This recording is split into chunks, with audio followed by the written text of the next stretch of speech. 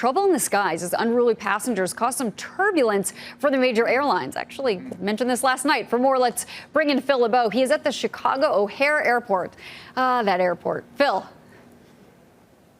Courtney, new data from the FAA shows just how bad the problem is when it comes to unruly passengers. They just announced another proposed $124,000 in fines, bringing the total number of proposed fines this year for unruly passengers to 563,000. According to the FAA, there are reports from the airlines of more than 3,100 unruly passengers. Now, the FAA doesn't take action on all of those. They investigate them, but they have taken action on many of them. 75% of the cases involve passengers refusing to wear their masks or mouthing off or pushing back when it comes to the requirement that you wear a mask on the airplane.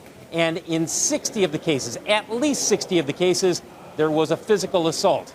This week, you're seeing the FAA and the airlines ramp up pressure to bring more public attention to this issue, with the airlines and airline unions sending a letter to the Attorney General saying these incidents pose a safety and security threat to our passengers and employees, and we respectfully request that the Department of Justice commit to the full and public prosecution of onboard acts of violence. By the way, the FAA and the airlines have asked the FAA to refer more of these cases to the DOJ. Tomorrow morning, you do not want to miss our exclusive interview with Steve Dixon, administrator for the FAA, a former Delta pilot.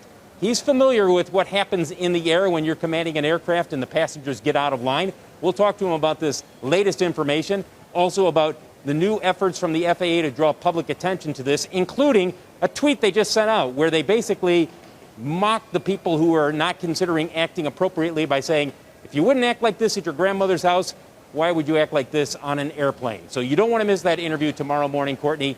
Lots to discuss with Steve Dixon. We're going to be watching that one, Phil, and that's so funny. They just sent out that tweet. But the first thought in my head when I watched that video was, where were you people raised? That is horrible. I cannot imagine doing that to someone else. Complaint about the airlines were food. Oh, yeah. Like, that was the biggest complaint. Now you have to go and you have to fight and wrestle. And, like, you know, people could spit on you, and that's just horrible. Well, they should keep showing that clip of that guy spitting, because everyone, and that guy's in your town, man. You know. Anyway, so look, for airlines though, is this really changing? If anything, I think the expectations we have when we're flying about the experience is not great. Clearly, I know. But I think it sets up well for the airlines to be delivering on that, and I think I don't think it has a whole lot to do with airline valuations here, but you know, clearly as we get into a resurgence in business travel and some of the things that are really, to me, the multiple drivers for airlines, that's where I think airlines are going to distinguish themselves. And that's where I think they're going to actually stand out from each other. And I think passengers will vote with their feet. Guy, what do you make of this? I think you were on the desk when we were talking about the unruly behavior in the past. But what does that make you think about any of these names with the recovery trade? Does one stand out more than another? Yeah, well, I mean, if you're looking for a play there, we mentioned SPR last night. I'll mention Expedia today. It's pulled off the all-time high.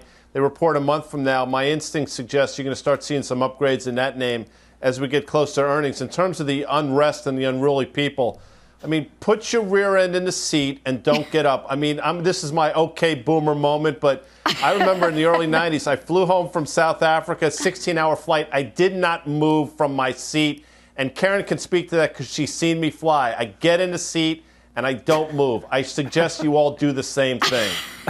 I like that. Yeah, just put your bottom in the seat, put your mask on, you know, mind your manners. This is just wild to me. That video is just insane. Thank you all for playing this game. Can I just add one thing? Yeah, please, Karen.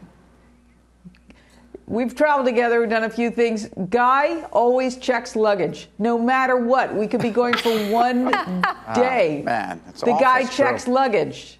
It's ridiculous. Is that because you want to be fast boarding the plane, or why check the luggage? You're just adding potential hiccups to your trip.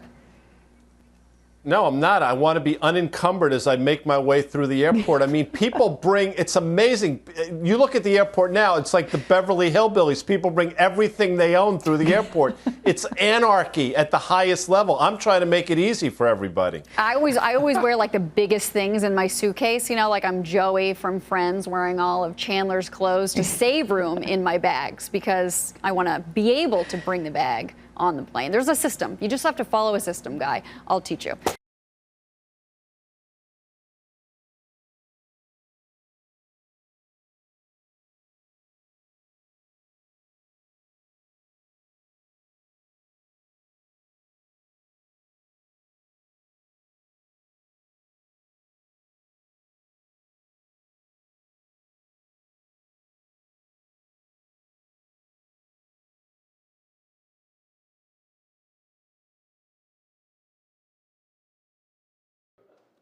Shepard Smith here. Thanks for watching CNBC on YouTube.